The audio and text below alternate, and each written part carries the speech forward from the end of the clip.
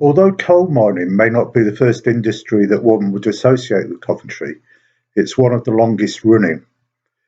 There are, however, no longer any collieries left in or around Coventry.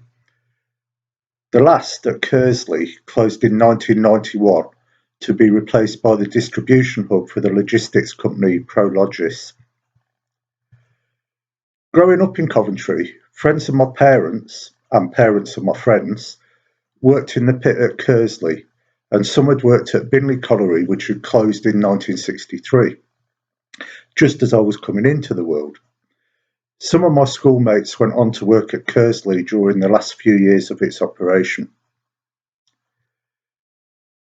The Claybrooks Marsh Nature Reserve at the site of Binley Colliery is named after two miners who died in an accident at the pit.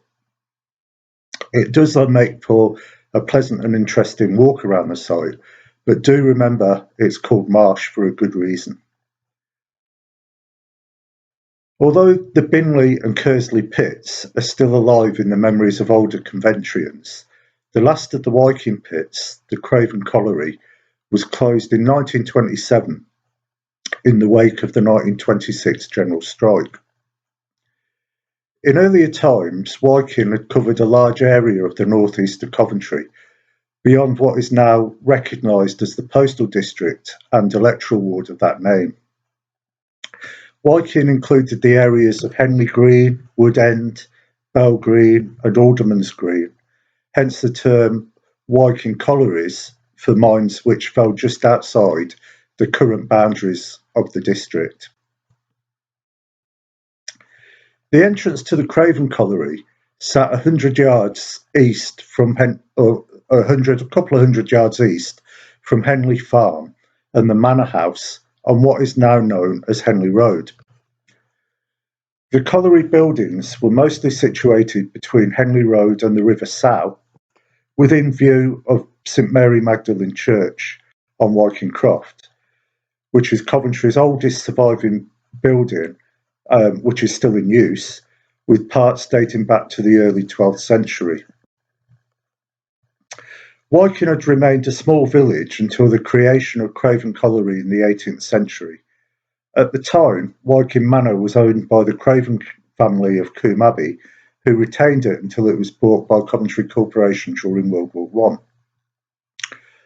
My most local pub, now known as the New Pippin, but originally named the Wyken Pippin, was named after a variety of apple introduced to the area by Admiral Thomas Craven around 1720, when he planted an apple tree, which he'd bought from Holland, in the garden of the manor house.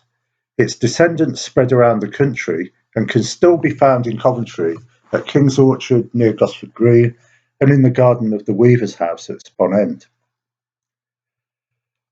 At either end of Woodway Lane, which is adjacent to Henley Road, were pubs which have both been converted into residential properties in recent years, the Craven Arms and the Jolly Colliers, the names of each having associations with the neighbourhood's past. Just across the road from the former entrance to the Craven Colliery is an embankment which once carried a tramway to transport coal away from the pit. This was part of a network of tramways around a now filled-in spur of canal which looped from the Oxford Canal at the Jolly Colliers end of South Common round beyond the boat inn at Barnacle, eventually rejoining the canal at the point which is now known as Wyken Marina. The greatly truncated remnant of the spur is what Wyken Marina is today. This network linked the sites of the three Wyken collieries. The site of Victoria Colliery at Hawkesbury went on to become one of Coventry's two canal-side power stations, fuelled by local coal. Like the site of the Craven, it would go on to become a 20th century landfill site. The third of the Wyken pits, Alexandria Colliery, was close to the Moathouse site on Deedmore Road in modern-day Wood End. Continuing along the Oxford Canal from Wyken Marina towards Coventry, we reach Hawkesbury Junction, where the Oxford and Coventry canals meet. It is 5.5 miles from here towards the canal basin near the city centre. The stretch leading the other way at Hawkesbury works northwards through Bedworth, Nuneaton and Atherstone and past wharfs serving some of the North Warwickshire coalfields. It continues to meet up with the Birmingham navigations and eventually ends at the junction of the Trent and Mersey Canal near Lichfield. Coal from the Craven Colliery would move down the Oxford Canal to meet with the Thames and on to London's industrial heartlands. In the other direction, the coal would head towards Coventry's canal basin. Gasworks, power stations and factories, including stops at Webster's Brickworks, which acted as an agent for the colliery.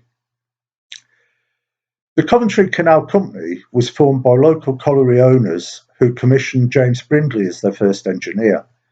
The canal was a central piece in fulfilling his vision of a national network of canals, joining the navigable waterways of the Thames, Mersey, Trent and Severn. The first cargo into Coventry Canal Basin was a consignment of coal in August 1769. To learn more, please join me on my guided walk around Coventry Canal Basin, canals, coal, cars and cloth. Hope you've enjoyed listening to me talking about Coventry's Craven Colliery. Stay tuned to hear more in the future about Coventry's industrial past. Thank you.